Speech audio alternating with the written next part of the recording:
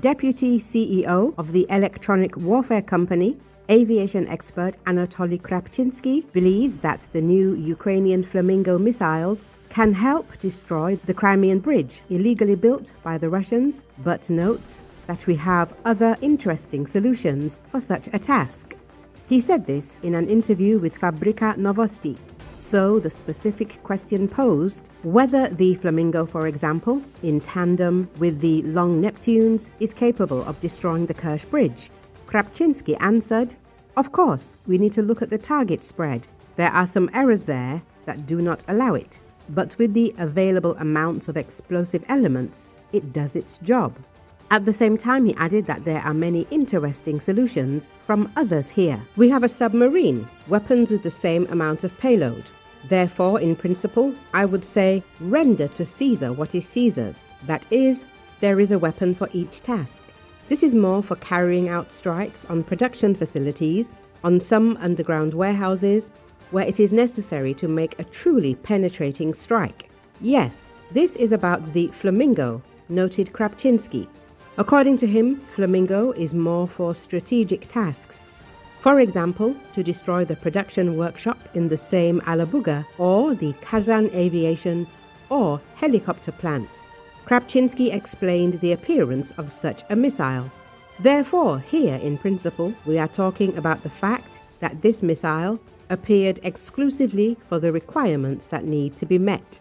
That is, most of the weapons that we have in Ukraine are a synergy of the work of military and private companies. And in this case, this is also a task and it needs to be completed. Here, please, is such a solution. He noted that Ukraine has many developments in military developments dating back to the Soviet Union. There is all the working office documentation on certain technological solutions. According to Khrapchinsky, if it is digitized and offered to private companies, they will be able to refine them, modernize them, and offer a high-quality, modern solution. Yes, it is clear that it needs to be adapted to modern technologies, but nevertheless, I'm still saying that we have fundamental knowledge that allows us to do interesting things, the expert noted. As reported, the recently presented Ukrainian Flamingo missiles have already hit a number of targets, in particular in the territory of the temporarily occupied Crimea.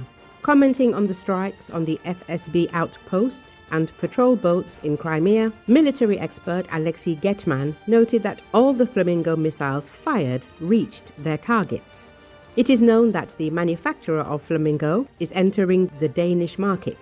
The Ukrainian company Firepoint will open its first defense production there, launching a solid rocket fuel plant near the F-35 airbase.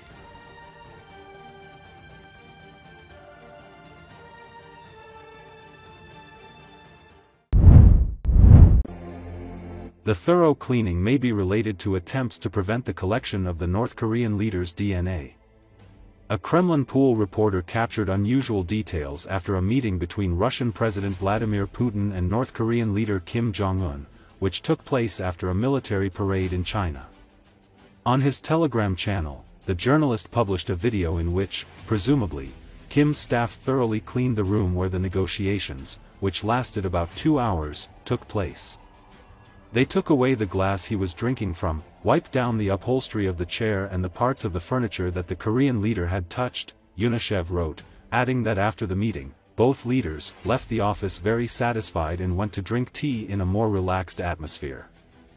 The reasons for such meticulous attention to cleaning by North Korean personnel have not been given. At the same time, some genetic experts suggest that such measures may be related to fears of a leak of biological samples, which could potentially allow information to be collected about the health of world leaders, writes CNN.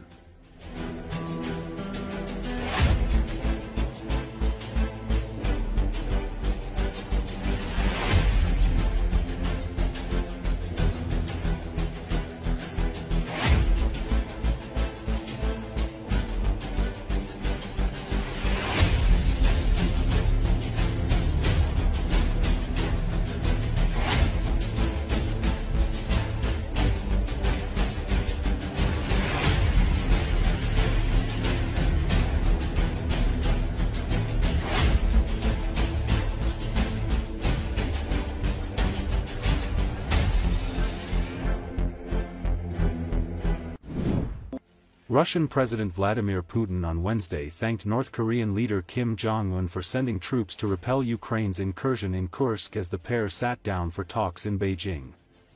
According to Associated Press, the two leaders met formally at the Diaoyutai State Guest House after attending a major military parade in the heart of the Chinese capital that marked the 80th anniversary of the end of World War II. Putin and Kim traveled from a formal reception to the negotiations in the same car, the Kremlin said in a post on social media. Speaking in front of journalists as the meeting began, Putin praised North Korean troops who fought bravely and heroically alongside Moscow's forces to repel Ukraine's incursion into Russia's Kursk border region.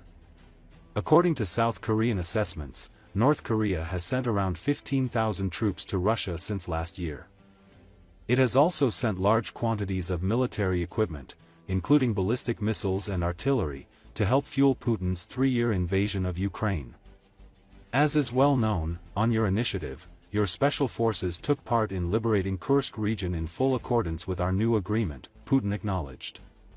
He commended the cooperation between both Moscow and Pyongyang, saying, "Lately our relations have taken on a special, trustworthy, friendly and allied character." The anniversary celebrations in Beijing mark the first time that Kim has attended a major multilateral event during his 14-year rule, and the first time Kim, Putin, and Chinese leader Xi Jinping have gathered at the same venue. Observers are waiting to see if Kim possibly meets Xi bilaterally as well, or even holds a private trilateral meeting with Xi and Putin, although none of the three countries have confirmed such an event.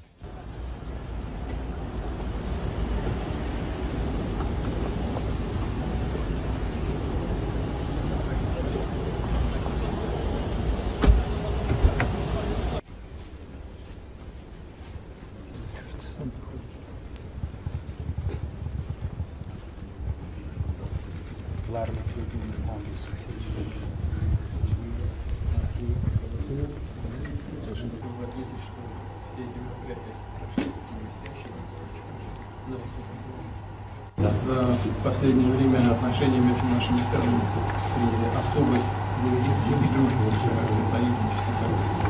조직한 모든 기념 행사들이 아주 훌륭하게 높은 수준에서 진행했습니다. По вашей инициативе, как хорошо известно, наши спецподразделения приняли участие в освобождении Курской области.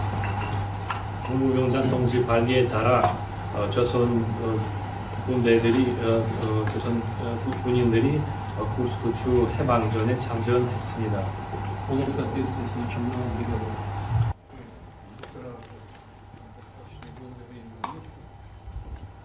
Хочу отметить, что ваши воины сражались мужественно и героически.